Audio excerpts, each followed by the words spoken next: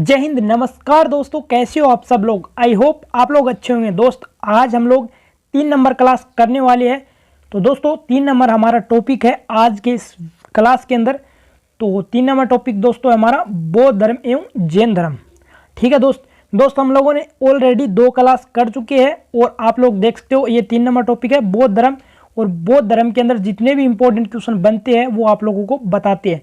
दोस्त ये क्लास करने के बाद में आप लोगों को बौद्ध धर्म जैन धर्म पढ़ने की बिल्कुल भी ज़रूरत नहीं है। तो चलते अपने क्लास की तरफ और फटाफट क्लास को स्टार्ट करते हैं। तो नंबर 1 क्वेश्चन है दोस्त हमारा, गौतम बुद्ध का जन्म कब हुआ था। तो गौतम बुद्ध का जन्म हुआ था 563 ईसा पूर्व में। ठीक है दोस्त, गौतम बुद्ध का जन्म स्थल कौन सा है। तो यह लुम्बिनी में। वह आगतम बौद्ध साहित्य जो बुद्ध के विभिन्न जन्मों की कथाओं के विषय में बताता है। तो यह है जातक। अगला है हमारा, त्रिपिटक धर्म ग्रंथ है। तो यह है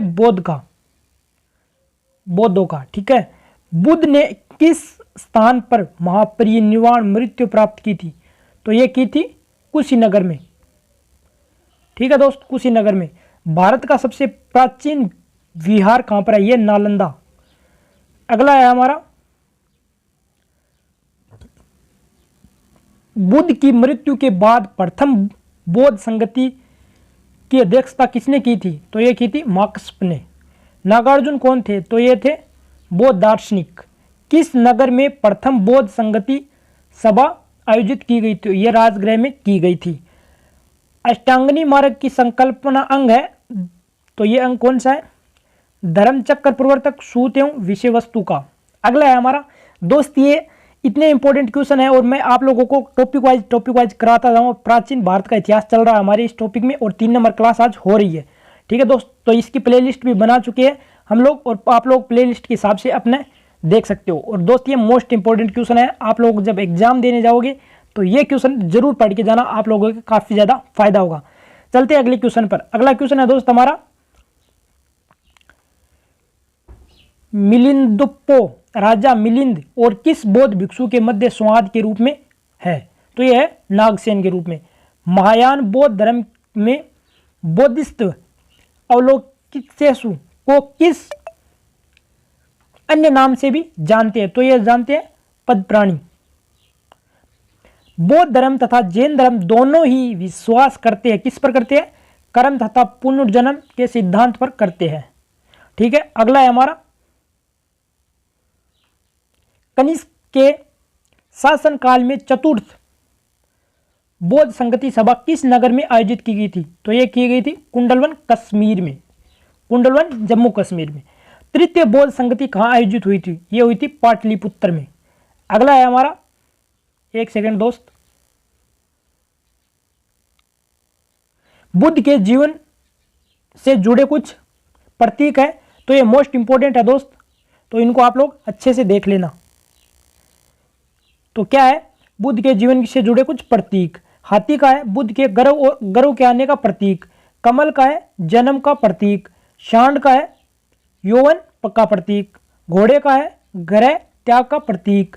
पीपल का है ज्ञान का प्रतीक। शेर का है समृद्धि का प्रतीक। पद चिन्ह का है निर्वाण का प्रतीक। स्तूप का है मृत्यु का प्रतीक। तो दोस्त ये मोस्ट इंपॉर्टेंट बुद्ध के जीवन से जुड़े कुछ प्रतीक है और आप लोग इसको अच्छे से देख लेना, आप लोगों के याद हो जाएंगे। चलते अगले पर। अगला है हमारा, गौतम बुद्ध के गुरु कौन थे। तो गौतम बुद्ध के गुरु कौन थे, आलार कलाम थे। आलार कलाम गौतम बुद्ध के गुरु थे। बुद्ध में वैराग्य भावना किन 4 दृश्यों के कारण बलवती हुई है। तो ये हुई बूढ़ा, रोगी, लास्य और सन्यासी के कारण। ठीक है दोस्त, बुद्ध ने सर्वाधिक उपदेश कहाँ दिए थे। तो ये श्रावस्ती में दिए थे। काफी विख्यात प्रश्न है ये। और बौद्ध शिक्षा का केंद्र था विक्रमशील विश्वविद्यालय। ठीक है, भारत में सबसे बड़ा बौद्ध स्तूप कहाँ स्थित है। यह सांची। ठीक है, किस शासक ने बौद्ध के लिए विख्यात विक्रमशील विश्वविद्यालय की स्थापना की थी। तो यह धर्मपाल ने की थी। किसके द्वारा तृतीय बौद्ध संगति का संरक्षण प्रदान किया गया था। तो यह अशोक के द्वारा किया गया था। चलते अगले पर। बौद्ध ग्रंथ के पिटकों की रचना किस भाषा में की गई थी। तो ये पाली भाषा में की गई थी। कश्मीर के कनिष्क के शासनकाल में बौद्ध संगति आयोजित हुई थी, उसकी अध्यक्षता किसने की थी? तो ये की थी वसुमित्र ने की थी। मठ मंदिर का स्तूप किस धर्म से संबंधित है? तो यह है बौद्ध धर्म से संबंधित है। अगला हमारा, बौद्ध धर्म एवं जैन धर्म दोनों के उपदेश किसके शासनकाल में दिए गए? तो ये दिए गए थे बिंबिसार के काल में। ठीक है दोस्त। अगला है, गौतम बुद्ध ने अपना प्रथम उपदेश कहाँ दिया? तो यह दिया था सारनाथ में। बौद्ध धर्म ग्रहण करने वाली प्रथम महिला कौन थी? तो यह थी महाप्रजापति गौतमी। अगला है, बोध गया स्थित है, तो यह है बिहार के अंदर बोध गया। चलते अगले क्वेश्चन पर। दोस्तों मोस्ट इंपोर्टेंट क्वेश्चन है और आप लोग इस क्वेश्चनों को अच्छे से देख लेना, याद कर लेना।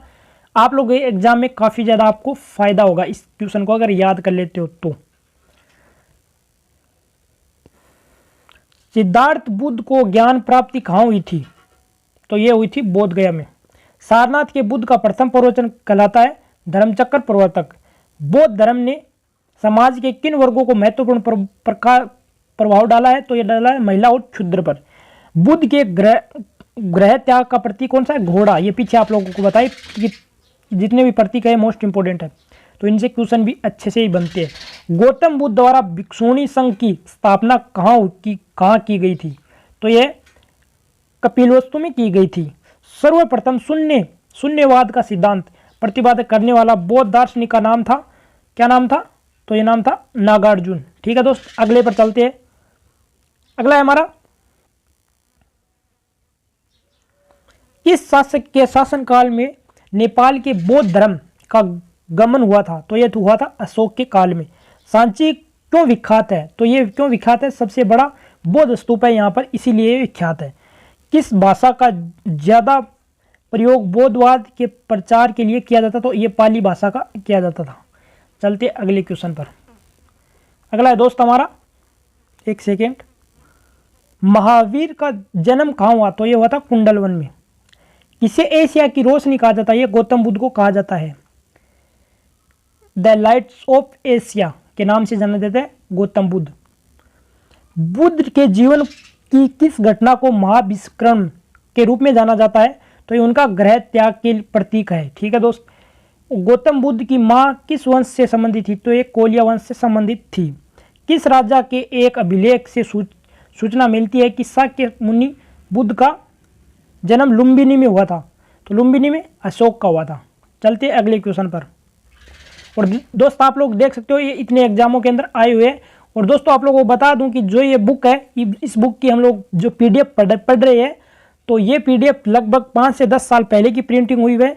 लेकिन ये क्वेश्चन आप लोग जो भी जितने बताए आप लोगों को, ये काफ़ी ज़्यादा एग्जाम के अंदर, ये 5-6 सालों के अंदर जितने भी एग्जाम हुए, तो बहुत सारे भर के इन्हीं जगह से क्वेश्चन पूछे गए और काफ़ी ये रिपीट क्वेश्चन हुए हैं। तो अगला क्वेश्चन है हमारा, ये आप लोग अच्छे से पढ़ लेना। ठीक है दोस्त। और अगर आप लोगों के क्लास समझ में आ रही है तो ठीक है, नहीं दोस्त आप लोगों को अगर पीडीएफ चाहिए तो मेरे डिस्क्रिप्शन में नंबर है, वहाँ पर आप मुझे मैसेज करना, मैं आप लोगों को ये पीडीएफ प्रोवाइड करा दूंगा। ठीक है दोस्त। महात्मा बुद्ध ने अपना पहला धर्मचक्र प्रवर्तक किस स्थान पर दिया? तो ये सारनाथ में दिया। और ये क्वेश्चन भी देख सकते हो आप लोग दोस्तों, बड़े बड़े एग्जामों के अंदर भी आया हुआ है, आप लोग देख सकते हो अच्छे से। और इस चीज़ को भी आप अच्छे से पढ़ लेना। ठीक है। अगला क्वेश्चन है हमारा दोस्त, बुद्ध ने सर्वाधिक उपदेश दिए थे? तो ये श्रावस्ती में दिए थे। महावीर का जन्म किस स्त्रीय गोत्र में हुआ था? तो ये जात्रिक। महावीर की माता कौन थी? तो त्रिशला थी। महावीर का मूल नाम क्या था? वर्धमान था। महावीर की मृत्यु कहाँ हुई थी? पावापुरी में हुई थी। जैनियों के पहले तीर्थकार कौन थे? तो ये ऋषभदेव थे। अगला है हमारा, जैन परंपरा के अनुसार जैन धर्म के कुल कितने तीर्थकार थे? तो 24 तीर्थकार थे जैन धर्म में। जैन धर्म के अनुयायी महावीर कौन से तीर्थकार थे? तो ये 24वें महावीर स्वामी थे। ठीक है दोस्त। अगला है हमारा क्वेश्चन, जैन दर्शन के अनुसार सृष्टि की रचना का पालन पोषण करता है? तो सार्वभौमिक सत्य से हुआ है। जैन समुदाय के प्रथम विभाजन में श्वेतांबर संप्रदाय के संस्थापक थे? तो स्थूलभद्र थे। अगला क्वेश्चन, जैन तीर्थकार पार्श्वनाथ द्वारा प्रतिपादित 4 महाव्रतों में महावीर स्वामी ने 5वें महाव्रत के रूप में क्या जोड़ा है? तो ये जोड़ा है ब्रह्मचर्य। आप लोग जानते हो। भगवान महावीर का प्रथम शिष्य कौन था? तो ये था जमाली। काफ़ी विख्यात क्वेश्चन है दोस्त, ये काफ़ी ज़्यादा बार पूछा भी जाता है, अभी एग्जाम के अंदर पूछा भी गया था पीछे SSC GD के अंदर। त्रिरत्न सिद्धांत सम्यक धारण, सम्यक चरित्र, सम्यक ज्ञान, जिस धर्म की महिमा है तो वह है जैन धर्म की। अगले क्वेश्चन पर चलते हैं दोस्त, ये मोस्ट इंपॉर्टेंट क्वेश्चन है, आप लोग इसको अच्छे से याद कर सकते हो। दिलवाड़ा के जैन मंदिरों का निर्माण किसने करवाया था? ये चालुक्यों के सोलंकियों ने करवाया था। और दिलवाड़ा मंदिर दोस्त आप लोगों को बता दूं, ये है राजस्थान के अंदर है। ठीक है दोस्त, राजस्थान के अंदर है। अब अगला क्वेश्चन है, स्याद्वाद सिद्धांत है तो यह है जैन धर्म का। चलते हैं अगले क्वेश्चन पर, कौन सबसे पूर्वकालिक जैन ग्रंथ कहलाता है? तो यह है 14वें पूर्व। अगला, जैन साहित्य को कहा जाता है तो आगम कहा जाता है जैन साहित्य को। जैन साहित्य के कल्प सूत्र के रचयिता कौन है? तो भद्रभाव है इसके रचयिता। अनेकांतवाद किसका क्रोड केंद्रीय सिद्धांत एवं दर्शन है? तो यह है जैन मत का।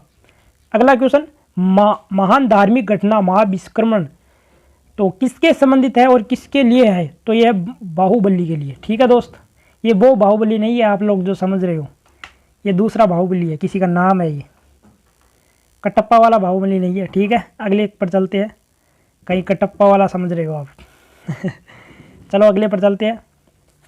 प्रथम जैन महासभा का आयोजन कहाँ हुआ था? तो ये पाटलिपुत्र में हुआ था। द्वितीय जैन महासभा का आयोजन कहाँ हुआ था? तो ये वल्लभी में हुआ था। जैन साहित्य का संकल्प किस भाषा की लिपि में हुआ था? तो ये प्राकृत में अर्धमागी लिपि में हुआ था। कौन बुद्ध के जीवन काल में ही संघ प्रमुख होना चाहिए? तो ये देवदत्त। हेलियोडोट्स के बेसनगर अभिलेख दर्शविक है तो ये केवल वासुदेव से है। चलते अगले पर। अगला है दोस्त हमारा, आजीवक संप्रदाय से संस्थापक कौन है?